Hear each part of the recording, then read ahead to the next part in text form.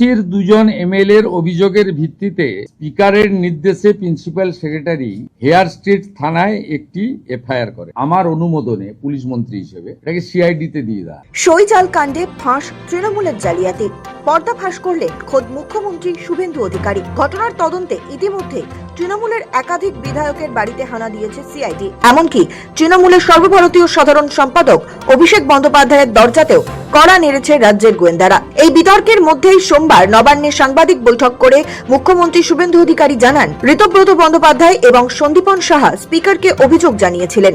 সেই ভিত্তিতেই hair street থানায় বিধানসভার সচিবালয় অভিযোগ জানায়। শুধু তাই নয়, পুলিশ মন্ত্রী হিসেবে বিষয়টি জানার পরেই ঘটনায় সিআইডিকে তদন্তে যুক্ত করার নির্দেশ দেন তিনি।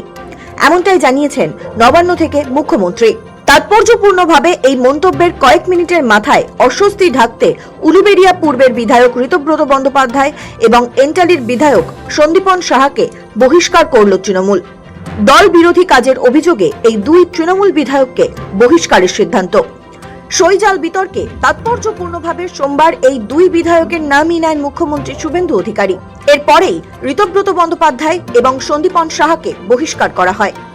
জানা গিয়েছে, ইতিমধ্যে তৃণমূলের তরফে স্পিকারকে এই বিষয়ে চিঠি দেওয়া হয়েছে। এমনকি বহিষ্কারের কথাও এন্টালি এবং উলুবেড়িয়া পূর্বের বিধায়ককে ইমেল এবং হোয়াটসঅ্যাপের মাধ্যমে দলের তরফে জানিয়ে দেওয়া হয়েছে বলেও খবর।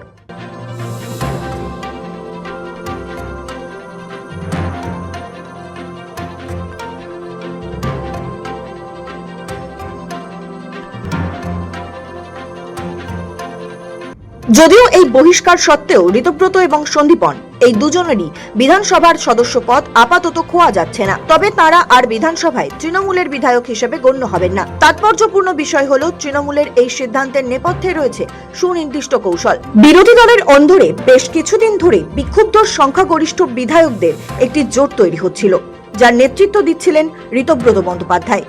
এই দুই বিধায়ককে দল থেকে বের করে দিয়ে তৃণমূল নেতৃত্ব কার্যত সেই গজিয়ে ওঠা বিক্ষুব্ধ গোষ্ঠীর ভিতটায় নাড়িয়ে দিতে চাইল।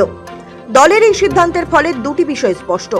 প্রথমত, এর পরেও যদি তৃণমূলের অন্দরের সেই বিক্ষুব্ধ বিধায়ক গোষ্ঠী অস্তিত্ব বজায় রাখে, তাহলেও ঋতব্রত বা সন্দীপন আর তার রাশ নিজেদের হাতে ধরে রাখতে পারবেন না। দ্বিতীয়ত, এর পরেও যদি সেই বিক্ষুব্ধ বিধায়ক গোষ্ঠী থাকে, তাহলে তার নেতা ঋতব্রত বা সন্দীপন হতে পারবেন না, কারণ তারা আর তৃণমূলের বিধায়কই রইলেন না। তৃণমূলের বিধায়ক গোষ্ঠীর নেতা তো আর বাইরের কেউ হবেন না।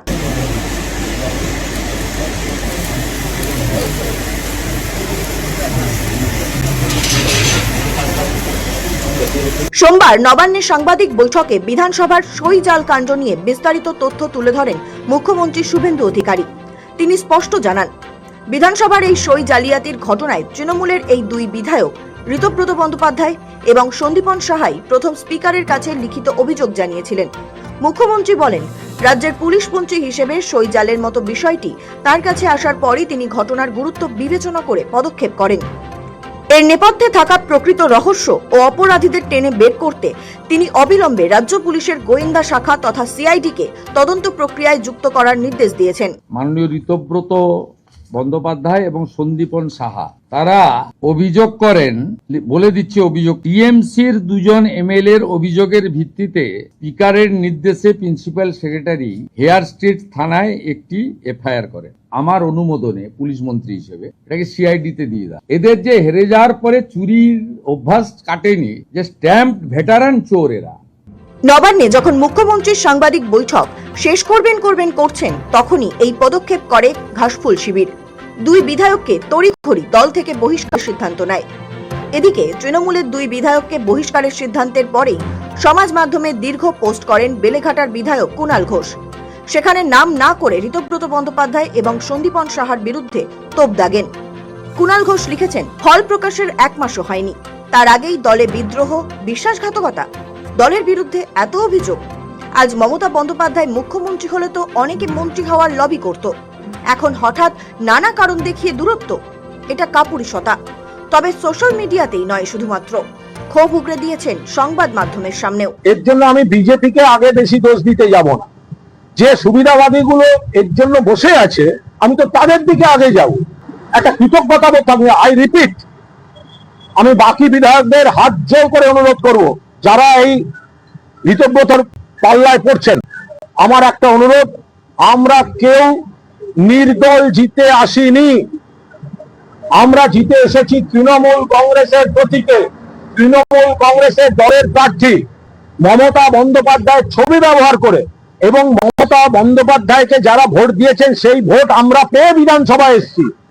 দম থাকলে নির্দল হয়ে আলাদা নিজেরা জিতে এসে তারপর আমরা এসব করতাম। এরা যদি নৈতিকতা অনৈতিকতার কথা বলেন, তো ভোটের আগে, ভোটের দিন পর্যন্ত যে তৃণমূলটা সব ভালো ছিল বলে তারা প্রার্থী হলেন, হারার পর একটা ইস্যু তারা মনে করছেন সেটা খারাপ হয়ে গেল, অনৈতিক হয়ে গেল।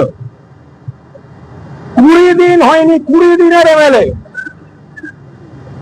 তারা আজকে এই বিশ্বাসঘাতকতা। আমার নিজের এই দলের নিশ্চিতভাবে সব কাজ আমার পছন্দ নয়। শুভেন্দু অধিকারীকে ধন্যবাদ। তৃণমূল কংগ্রেস বিশ্বাসঘাতকদের বিরুদ্ধে যে ব্যবস্থা নিয়েছে উনি সেটা জাস্টিফাই করে দিয়েছেন, কারণ উনিও বুঝেছেন এরা সব এখন ভালো সাজার জন্য করছে। এরা ভালো সাজার জন্য, ভালো তৃণমূল সেজে বিজেপির ক্ষমতার কাছাকাছি যাওয়ার জন্য করছে, সেটা শুভেন্দু অধিকারী বুঝেছেন। ওরা ওদের রাজনৈতিক কৌশলে এদের মদত দেবেন কি দেবেন না সে তাদের ব্যাপার, বাট শুভেন্দু অধিকারী অত্যন্ত সচেতন ভাবে নাম দুটি বলে দিয়েছেন। রবিবারই মমতা বন্দ্যোপাধ্যায়ের ডাকা বৈঠকে মাত্র 20 জন বিধায়কের উপস্থিতি অস্বস্তি বাড়িয়েছে।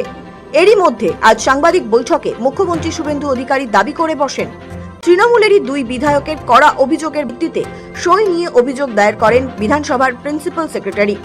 আর সেই 2 বিধায়কের নাম ঋতব্রত বন্দ্যোপাধ্যায় ও সন্দীপন সাহা।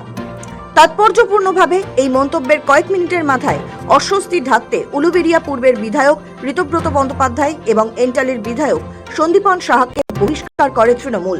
সৌভিক সান্যালের রিপোর্ট, সময় কলকাতা।